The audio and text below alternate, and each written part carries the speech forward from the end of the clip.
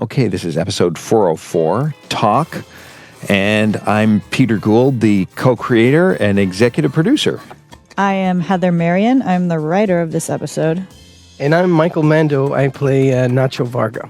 And this episode was directed by Mr. John Scheiben, who is it goes way back with the group. John actually knows Vince from X-Files, where they were both writer-producers. And John joined us for a bit on Breaking Bad, and he was the first one in the writer's room to direct. And I started a trend. Well, I said, wait a minute, we can do that? Because then I threw my hat in the ring to direct, and poor Vince had to get, I think a lot of us in the writer's room ended up directing on that show eventually. Lucky Vince. Lucky Vince. Yeah, there we go. Lucky Vince. Were you on X-Files as well, Peter? No, I was sitting at home watching TV and playing video games while those guys were working. Thomas Schnaus was with Vince as well, right? That's right. Tom was on X. Tom and Vince go all the way back to NYU. Wow.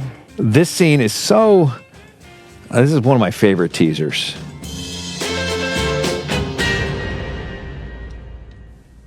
That's a good catch. So Heather, what was it? So tell us about that teaser.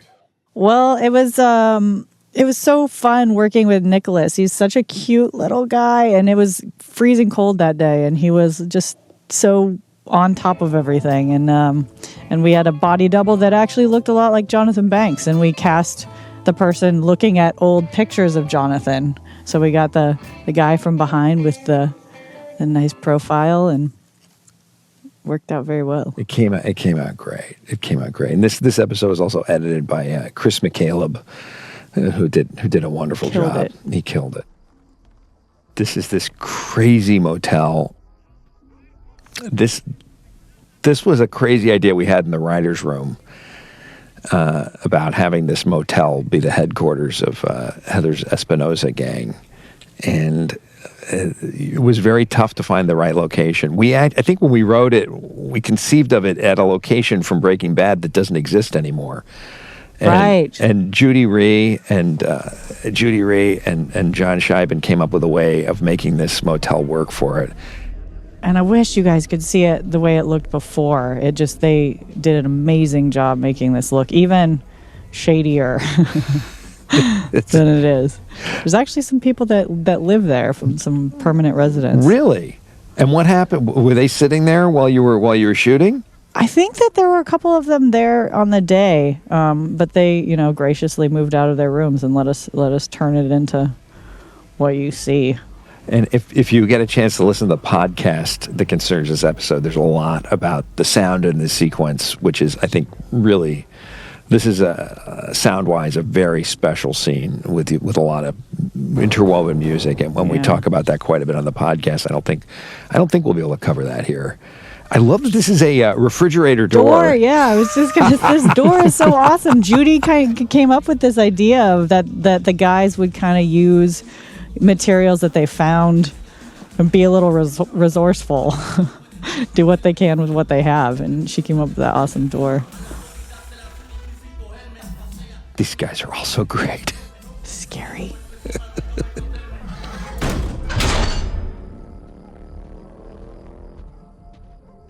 And of course, you were at this location a little bit later in the episode, Michael. Yeah, the lighting is so beautiful.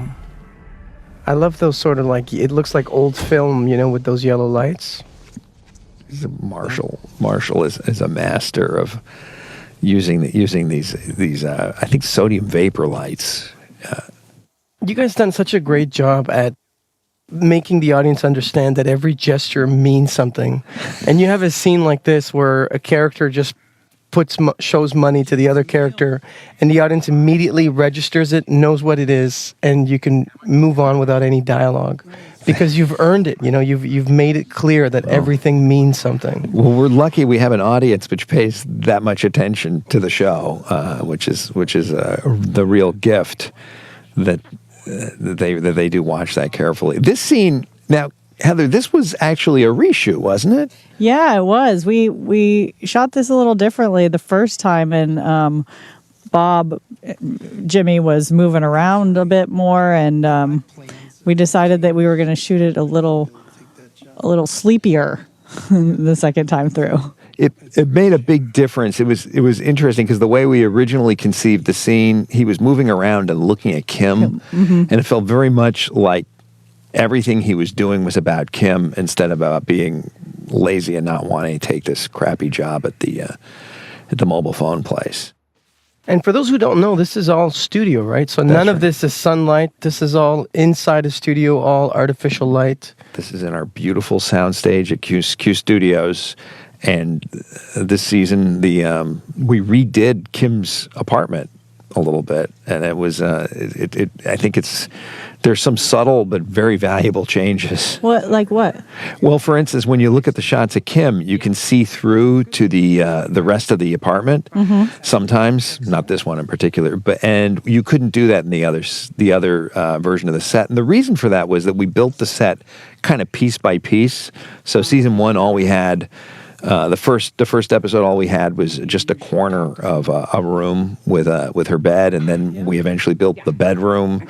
Then we built the bedroom and the bathroom. Wow! And then last season we finally saw the rest of the apartment, and so the pieces didn't really fit together. And it's also, we're talking about actually 3 different production designers on different seasons, and this was Judy Rhea pulled the whole thing together, I think, really beautifully. Yeah, it's become a whole world for these two. And for those watching, what's the advantage of having an in studio? Is that you can move the walls, you can shoot in the walls, and it's more cost effective? It's much more cost effective, and all the equipment's there. You don't have to move it. You can shoot for a couple hours at one part of the stage, and then move to another part of the stage and shoot another couple of hours without having to move the trucks. So you can get a lot more done a lot more quickly on the stage. And the battle for us is always to try to move something on the stage, because the show tends to live on location. It's just the way this particular show is. It tends to be on location a lot. So it's we're very happy when we can get to Kim's apartment or one of the other. And this, of course, this season we've lost one of our major sets, the beautiful Chuck's house, yeah. which was a good third of a soundstage and was beautiful, and we've destroyed it. I want to ask you, have you guys ever thought of shooting like a Orson Welles sort of make a hole in the ground? It feels like this is the kind of show that would do that, when you would put the camera in the ground and shoot up? Well, we have done that. Oh, really? Yeah, a few times, but it's I'm all for Orson Welles. And of course, Bob and Ray are wonderful in that scene. I think it's so interesting to see how. Why do you think they're starting to lie to each other, Heather? I think that they're both kind of on their own parallel tracks, and then they're trying to figure out what they want to do. And Jimmy doesn't quite want Kim to know that he doesn't want to go to therapy. He'd rather tell her that he's got a job that he didn't quite get. And Kim's trying to figure out what she really wants to do, because Mesa Verde's not doing it. Yeah, And so here she is working for free. That's right. In the last episode, she was going off to court, and we didn't know quite why. And now we're here. We're seeing she's just sitting there, which is sort of interesting. And of course, this is the introduction of Ethan Phillips as Judge Munsinger. Do you guys name your characters after you cast the actors? Not usually. Not usually. Well, now sometimes, like Crystal Eitzman, I think in the script originally was a male role, so we renamed after we cast because she was right for the role. All right. Counsel? Good morning, Your Honor. Crystal Eitzman on behalf of the state. It's your turn. Okay. I'm Scotty Blakey, here for myself. Mr. Blakey, you're here right now because I called this case last week and you didn't show up, hence the bench warrant. Ethan did so great. He did. He's so much. And this, the guy who's one step behind there on the right. Is it Joey? Oh, Joey Folsom plays Blakely. Yeah, Scotty Blakey. Scotty Blakely it was interesting to cut the scene. We had to actually really work hard not to make the scene about him. It's very, very funny. prepared to charge this case as a felony and agreed to drop it to a misdemeanor in order to avoid wasting the court's time and resources. It's a shame. In? Oh, I don't want to bother you while you're eating. Shit! Help me take my mind off this eggplant and okra. He's eating this okra. It's actually very, very crunchy. That's one of the... it's very loud, the chewing. It was tricky. You want to keep the chewing alive. Note to self, next time he will be eating something squishy like bananas. Yeah, eating on film is very tricky. He seemed to be a good sport about eating a bunch of this. A great sport. And this is another set that the team built from scratch. This was just an empty, yellow-walled, four-walled room with nothing in it. It's actually on location at the courthouse, though, isn't it? Yes. So, like, stuff like this, Peter, like, it's all about the you. You see that cup? Yes. And then the baseball in the background and all that. Is that comes from the writing, or is that come from the set design? Well, what about it, Heather? I don't remember. How did we decide he went to University of Miami? Is that right? Yeah, I think we had several options, and we were just like, where do we think he would go? Would he go to an elite school? He didn't feel like that kind of guy. So, maybe not like Harvard Law, something in the middle. It's crazy how you know, people don't realize when they watch that all those details are stuff that the writers and the set designers have thought about. Yeah, really think about. It's not something that they just set in there willy-nilly. We have the thing about it is we have a great team, so it's not like we just say to props, this is what we want. They'll say, hey, have you thought about where he went to college? Here's an idea. So it's a really wonderful collaboration. Yeah, I even remember them coming to us for this scene and saying, like, how many coats do you think maybe would be hanging on his... Do you think he's cluttered? Do you remember the boxes? Like, how many boxes do you think he'd be tidy or not tidy? They're really... That's amazing. The thought that they put into it. And we love the idea of giving these offices a lived-in look, like that there's this real business going on, that it's not so clean. It's not so perfect. And of course, he tells this story about it turns out to be the plot of the verdict. Right. Now, Heather, why the verdict? He was trying to illustrate a point, which is like, you can't troll around my courts trying to rediscover your love of the law. You know, there's not any huge save the world cases like there are in the verdict, which is what he thinks that she's looking for. And Ray played it so beautifully, the balance between I'm being respectful of the judge, but I realize he's kind of pulling one over on me. He's being kind of a jerk. But I think maybe he might sort of have her number. I think he might be right about what she's looking for. But he didn't do it in a very pleasant way, did he? He didn't reveal that. But I also think he's doing this because he's impressed by her. I don't think he pulls every lawyer he sees into his chambers like this. She's special. Yeah. But I love what Ray does in this cut here, where she goes from this moment and then her body language in right where we're going to reveal. I remember watching and having a great laugh, thinking it was so beautifully executed by Ray. It was just, you'll see it in a minute. It's so beautiful. She's so undeterred. Her body language, looking at him is so... And she gave us a lot to work with. There were several variations of this, which were more... Right there. I love it. It's so good. Yeah, she's amazing. She's not giving up just because he tells her a story. This is another... Mark Hansen did an amazing job with this crossword puzzle. We went through many variations of this, which... So that's an original... Yeah, they built the crossword puzzle. The props team did. Wow. And, what clues do you think Mike would already have filled out, and which ones do you think that he would be stumped on? Wow. And here's the wonderful Tamara Tooney. And she's entering in a shot that we've actually seen before. This shot is very similar to one that John Scheiben did when Hector Salamanca walked into the same location. Yeah, I think 205. That sounds like it. It's fun. It's fun when there's a little echo of a previous episode rung, which is one of the joys of doing a serialized TV show. And Tamara, I love the chemistry between these two. Yeah, and if you notice, this is the most relaxed wardrobe-wise. This is the most relaxed that you'll see from from Mike. He's got his, his sleeves rolled up a little bit, and he's got a button undone. He's comfortable with her. And if you take a close look at Tamara's costume, she works at the Craddock Marine Bank, which is, of course, a bank that you've seen on Breaking Bad, and it's also one that's actually from X-Files. So every once in a while, Craddock Marine Bank comes up. And Tamara, before she came to Albuquerque for this episode, she had a big question. She said, what about my business with my husband? Because she very specifically said that she had a sports store with her husband, a sports supply store. And our thought was that when her husband disappeared, that some of the joy of that went out. And like a lot of small businesses, it sort of dried up, and she ended up changing careers.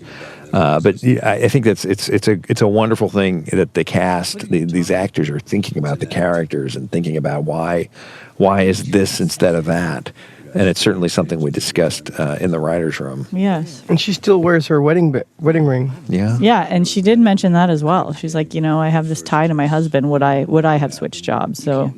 It's really awesome that they're thinking about these kind of things. It's crazy how when you hire an actor like Tamara, such a wonderful actress, and you realize it just infuses the show with like a new energy, like a new kind of like note.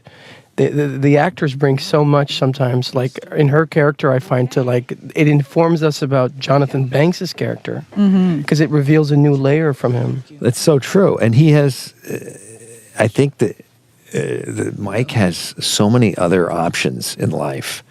There's so many things that he doesn't do. So many ways he could have gone. He had choices, even at this point in his life. He's got big choices, and boy, does he make some bad ones. Yeah, he's burning some bridges in this one. You want to put your money where your mouth is? It's a predatorial thing almost, right, Peter? Like, I mean, Mike he can't be anything but a predator. Is that kind of what it is? He has to be in a position where there's adrenaline. I don't know. I like to think that he's got a choice. That if it's. But why does he choose that? It's that's the story of the show. I think some of it comes out of anger. You see. Now here we. I love this sequence. Here's Jimmy. We introduced this new job, which is CC Mobile. Just not a thing going on. Actually, on the day they did so well setting the store up, the whole team, that there were people that came in off the street thinking that it was a real cell phone store.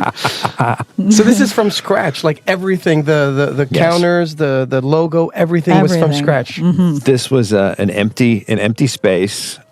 And one of the things you'll notice every once in a while in the background, you'll see Fiona Com on the posters. And Fiona's my daughter.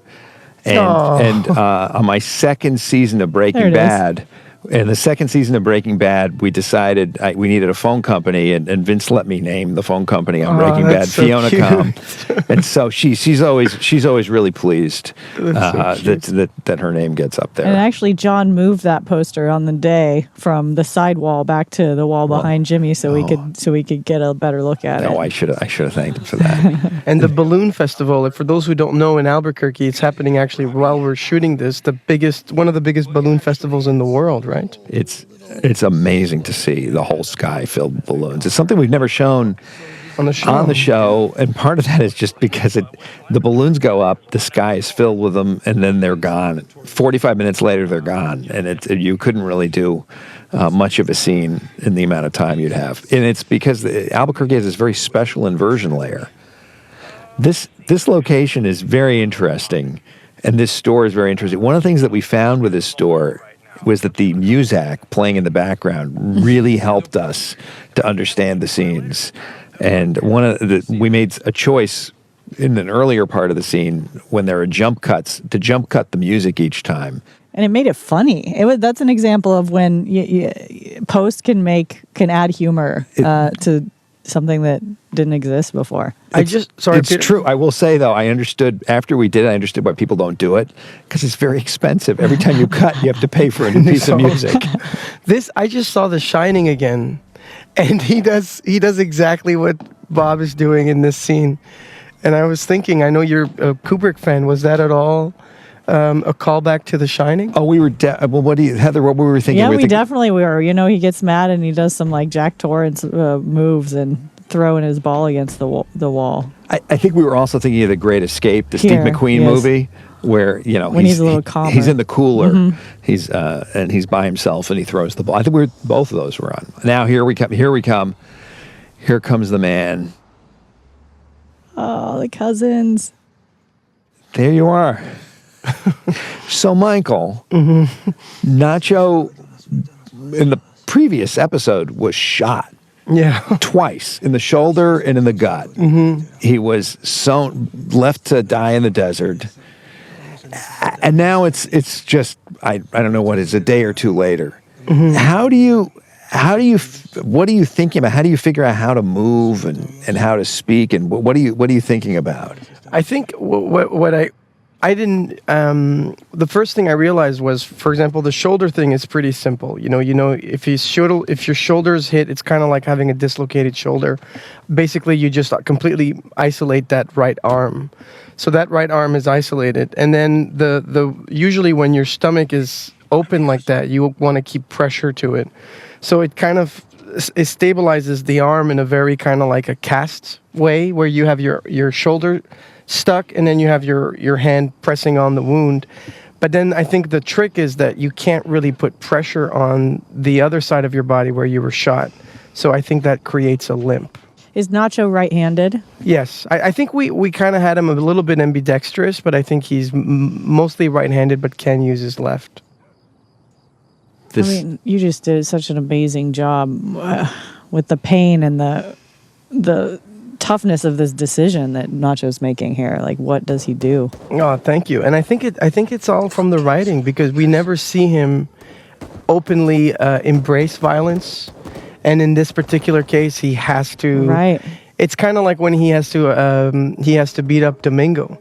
These shots were all done 3 months later. This close up here. Look at it. Wow. Is done 3 months or 4 months after everything we've seen at the beginning of the scene. We went back and shot little inserts to tell the story better. I think we felt like we wanted to spend more time with Nacho, just hearing what's going on, hearing the radio play, and now we're back to the other footage. Yeah. Hearing the radio play and knowing that, knowing he's got this choice. And it's also, I think we're flirting with the audience a little bit. And when I'm watching it, I always think, they're not going to show us anything that's going on in there. We're not going to see any mayhem. Are they cheaping out on us? And of course, we do see it all. The music is so eerie. Just listening to it, Dave Porter does such an incredible job, almost helping tell the story, not just beautifully for the audience, but also helps the actor's performance, because I feel like he gets into the heads of the character and then tries to tell a music that expresses that emotion.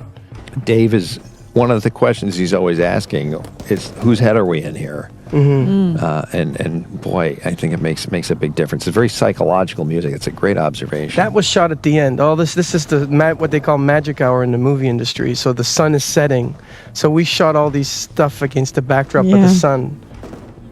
Very quickly. And I think you worked with Al Godo, our stunt coordinator, on this stuff. Yeah. This sequence. This was a crazy squib day. Remember, Heather? Yes. It wouldn't work. The squibs wouldn't work. And you did a great job. When the gun would stick, you still kept going. You had to keep bang, shooting. bang, Yeah. And that's real fire. They really did. They really had that. This is a showcase for our effects team and our makeup team. Werner Heinlein is our effects supervisor, but he also has R.J. Rankin and Bob House, who were on the set a lot while we're shooting, and there's a lot of squibs and fire and God knows what all here. Yeah, and I have to give a special shout out to the incredible makeup department. Sherry and Ashland did such an incredible job matching Nacho's every scar, every little nuance, and they had to do it over a period of like 3-4 days. And also, all the folks who are playing corpses. Oh yeah, have to just lie there. Yeah. While the gunshots were actually going off, we were using full full. What are they called? Like full powder. Blanks. Yeah, full blanks. You can use full, 3/4, half, or a quarter. We were using full, which, by the way, are very dangerous in their own right. Yeah, they're very loud. This all takes a long time to shoot because of the safety. Everyone has to be able to look down the barrel, look down the working end of the gun, and make sure it's not really loaded. There's a whole procedure that we're following. Yeah, I think we were out here for 2 days, Michael. Is that right? 2, and then we went back and did some inserts. So 3 days in total. That's my favorite part, with the shells, bullets, the shells coming down over your head, the hot shells.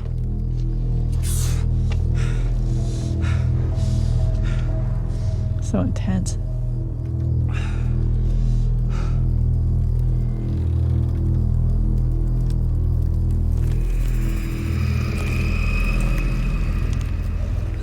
It's a great sound effect too. And there's the bag we saw Danielle Diego Moncada. carrying at the beginning. Wow, that's quite something. And this is another amazing location. I love that light coming in from the fan. Yeah, and we had someone outside running that fan manually so that it would spin at the right speed. Where are we? What is this? Is this a warehouse? Yeah, it's in a warehouse that actually stores lumber, a lot of lumber and construction materials.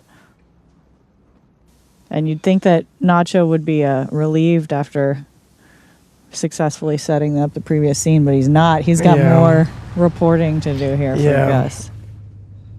And I think he's disappointed that he's like, I think there's so much blood on his hands right now. You can't really wash that off psychologically. I feel like most of the series he's been able to sort of navigate between not really going in that deep, and now it's just like he's, completely enthralled in it. He's stuck between the Salamancas and this dude. And we were talking about Tamara asking some great questions up front. And I remember, Michael, you doing the same with, what was Nacho's plan? What did he hope was going to happen? And who are these guys that he's talking about rounding up and bringing back later? So you really think about Nacho's character and what's going on outside of just the scene that's written. I love the set design. I love those kind of white, eerie, they look like curtains or ghosts. I think we were inspired by, there was a warehouse that we had last season where you had a scene with Gus Fring and with Hector. And it was actually raining during the scene, and our intention was to go back there, and it turned out it had been torn down, which is one of the problems with these locations, which are only halfway there, or Swiss cheese like this one. So we sort of recreated it here, and I think it works great. Judy Rhea, the production designer this season, our new production designer, is just wonderful. She has, of course, an incredible crew she works with too. And it's a perfect fit. I mean, Here's another location that we were able to get. Originally, we were going to build this in the back of CC Mobile because we didn't think we would be able to get the location, and then we ended up getting it, so that was nice. Whoops. Are these all Albuquerque locals, most of the actors? Most of them are, although, we have Tamara, of course, and Mark Evan Jackson, who's I was so excited to work with him. He's a tremendous actor. I'm a huge fan of his. Also from so many things, The Good Place, The Good Place, and also Thrilling Adventure Hour, and a million other wonderful things. He's just a powerhouse actor, and he's great. He played Henry so well. You just feel for the guy, even though when you realize that he's telling a story, you still feel bad for him when Mike's tearing him down. Went to work, and then I realized it. I don't know why I noticed it just then, but... And there's a color palette too, like Jennifer Bryan. If you notice, everybody's got some purple going on. that sort of unifies these characters in in an emotional world, right, Peter? Yeah, these are all Jennifer. Well, we all are talking about color and color palette and what world we're in. I don't remember what it was with this particular scene. One of the things that's tricky when you're picking costumes or locations is that you'll often have one item in isolation. And so one of the things that we often ask for is, can we see, pictures of what all the actors are wearing? What kinds of things are these going to play against? Because you're also interested in unity and you're also interested in contrast. But boy, thank you, Stacey. Jonathan Banks is he hasn't said a word yet, but it's all him. Wow. This is the very last scene that we shot of this episode, before the reshoots. But he just came in ready to roll. It's tremendous. He's tremendous. It's so good. Trying to get there, to live in the here and now. Jonathan Banks is one of those people when I watch his scenes, 9 times out of 10, I'll pause it and watch it again. Just to kind of pay more attention closely to what he's doing as an actor. It's interesting because it seems so simple. Everything that he does is very. I mean, you too. Everything is just crystal clear.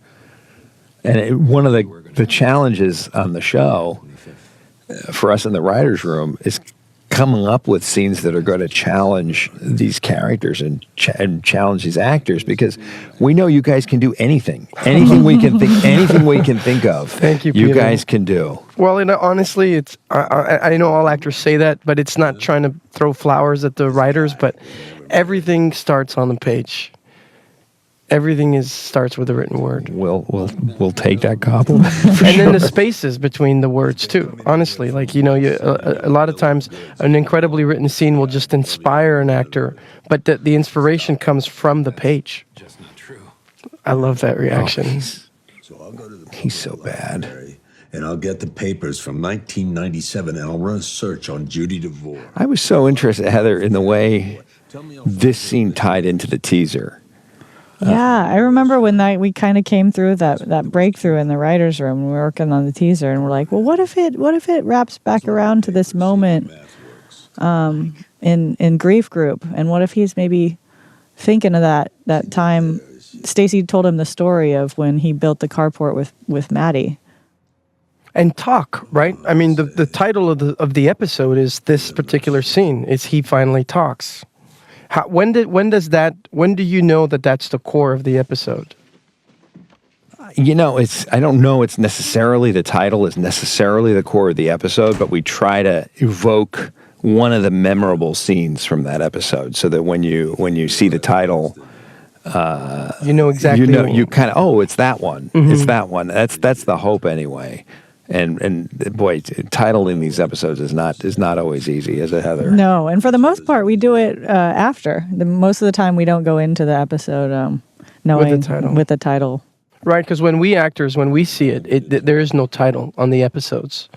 The title is always to be determined. Yes.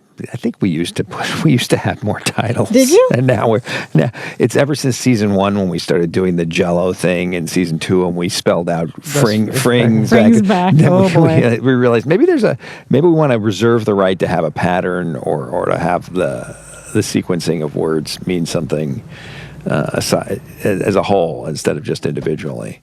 This is Juan Carlos Cantu, who plays Nacho's father, who's an incredible actor. And what I noticed, a lot of these incredible guys who've been doing it for so long are so good on camera, but they're also so good off camera. They're so quick to build a rapport with. And I noticed the chemistry between you two on screen with your characters, and also off screen, like you're saying. You guys have a good relationship. Yeah, no, on the set. Yeah, the moment he came into Albuquerque, I gave him a call. We went for lunch, and we immediately hit it off. I love this. It feels like there's a spirit, It feels like there's a bat spirit in the house. John Scheiben is he's such an excellent, of course, writer, director, showrunner. He has a real touch for sort of horror movie or horror moments. He directed the episode on Breaking Bad when the cousins do their first, I think that maybe one of their first on-screen kills, and he has a great eye for those suspenseful moments, and this is just painful. Nacho just is on the brink of death when you played it so beautifully. Thank you. And this scene actually we added after the fact. That's true. I think we felt like we wanted to put a button in Nacho's story for this episode, and we wanted to know where he landed. Yeah, so that was shot about 3 months after we shot that episode. So we were probably around episode 10, and then we came back and shot this stuff, and then the other inserts of the big motel scene. That's right. That's right.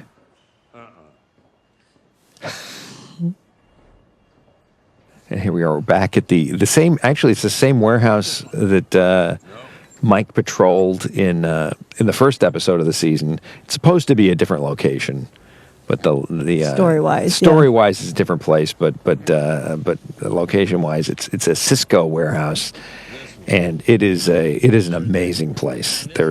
You could shoot a feature in there and never use the same aisle twice. So Gus Fring has Los Pollos Hermanos. Yes. And then he has another company called Madrigal. Madrigal, well, we don't know the relationship at this point. There's some relationship between Pollos Hermanos and Madrigal. In Breaking Bad, which of course is in the future, Madrigal technically owns Pollos Hermanos. That's a German company? It's a German multinational, yes. Okay.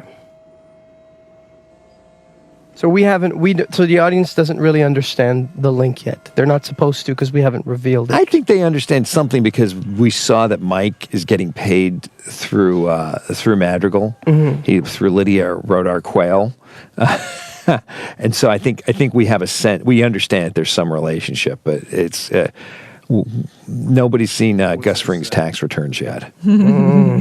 I actually have some family who hasn't seen Breaking Bad, who's watching Better Call Saul, as the first installment in this world. Yeah, and they're like, I can't wait to see where this Madrigal. Who's tied up with Madrigal? Where does that go? So that's exciting. Well, they'll have to find out. It's so interesting to me because we write the show with full knowledge of Breaking Bad. And it's interesting that there are folks out there watching the show first, and it's apparently enjoying it, which I'm so happy for, because they're two very different shows, and they have different rhythm, different look, different focus. And so I'm just glad they're camera execution. There's a lot less handheld. That's true. That's absolutely true. Breaking Bad is shot on film. The lighting's very different. That's absolutely true. You're talking about the I love how Jonathan Banks' character is pulling his weight on these very detailed. but it's so funny because in a strange way, knowing how Gus Fring operates and how Mike Ehrmantraut operates, you realize that that's the difference between a real professional. Mm-hmm. And an amateur is that little detail. It's got to be just right, or you can't pull it off. And remember, he doesn't even need to be in these warehouses to begin with. This was all his own motivation of wanting to earn his paycheck. He didn't want to sit home and have the paycheck just sent to him. So this was his own volition here. He wants to see you. Yeah. And this is another good example of Jonathan just doing so much with just his face. Yeah. And his voice. He's got such a great sort of baritone. Yep. Such a great voice. And he knows how to use it. Yeah. And his eyebrow. Did you guys notice? He's got eyebrow acting. His eyebrow just slightly goes up a little bit. Now, when you're acting, do you think about that? Do you think I'm going to raise my eyebrow at this point? I think that'd be most of the time. I think when it's especially on your face, I think it's all internal. From my understanding of it, it's you want to go as deep as you can, as honestly as you can, and then trust that it'll be able to read on your face. And it does. I mean, that's the wonderful thing about film. It's television. I saw this incredible YouTube thing where they had this camera that enhances everything. So, like, let's say you do a small movement on your face and you can barely notice it with your eyes. It enhances it like times 1,000. So I think in my opinion, when you're on a close-up, I think the naked eye can see more than the brain can understand that it's seeing. That's why I think we, like little tiny muscle movements that you don't really feel are like you're doing anything, but they're there.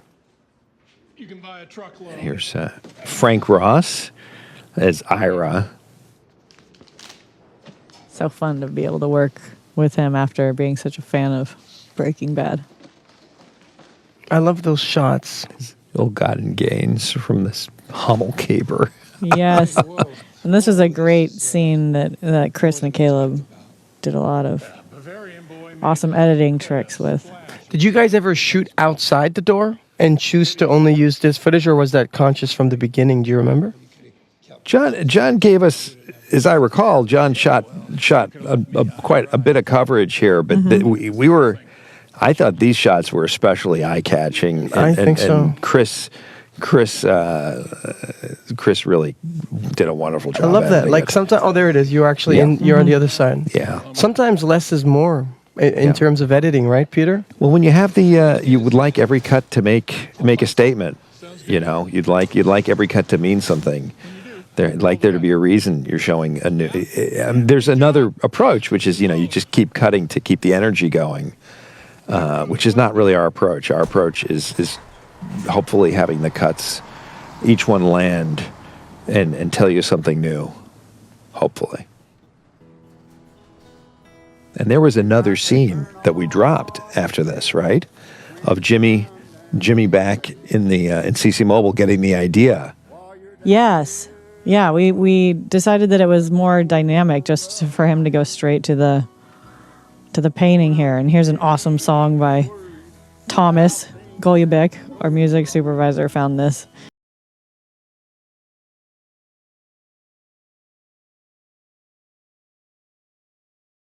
And so Bob painted all these. He did every letter? Yeah, the props team actually put up, little etches so that he could trace the line. But he did paint a bulk of this. So I should have him come over and finish the wall. Yeah, he's pretty artistic. Yeah, if you he had this down.